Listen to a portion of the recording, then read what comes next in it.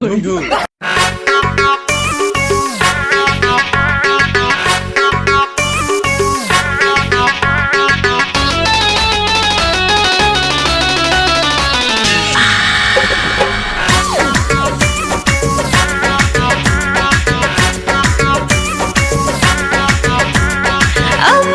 dear, please come here.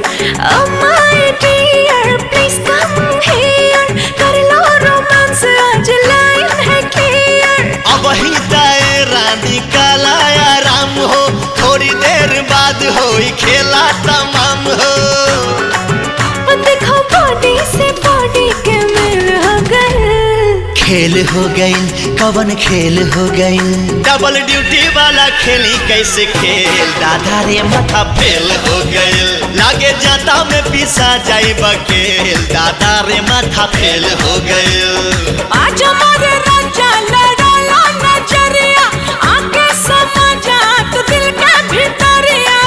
रानी मनवा में धीर तनी धारा, बात माना कुछ देर सबर तू करा। अरे दहिया से दहिया के मिल हो गए, खेल हो गई कवन खेल हो गई। डबल ड्यूटी वाला खेली कैसे खेल, दादा रे माथा फेल हो गए। लागे जाता में पीसा जाई बकेल, दादा रे माथा फेल हो गए।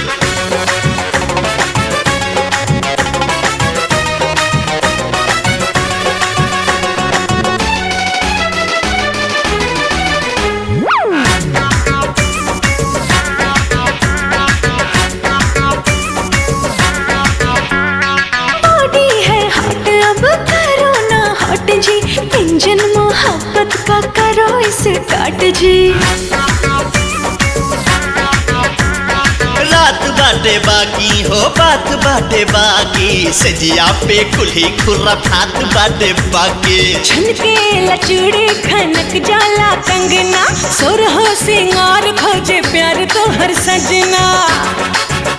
अरे भागला ऐसे जैसे जेल हो गए, खेल हो गई हो कवन खेल हो गई। डबल ड्यूटी वाला खेली कैसे खेल, दादा रे माथा फेल हो गई। लागे जाता में पिसा जाई बकेल, दादा रे माथा रे फेल हो गई।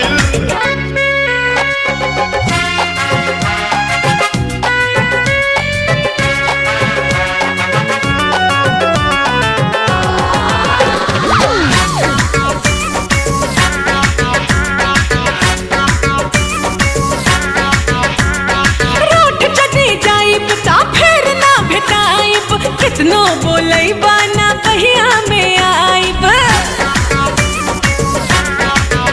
हारू सबूत बहिया में तान ले हब तो होके, किसल के करवा में बांध ले हब तो होके। ना जाने कैसा तू है हसबैंड, बाहों में आ जाओ कर दो ट्रेंड।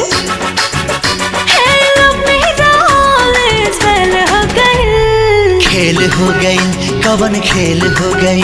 डबल ड्यूटी वाला खेली कैसे खेल, दादा रे माथा फेल हो गए। लागे जाता में पीसा जाई बकेल, दादा रे माथा फेल हो गए।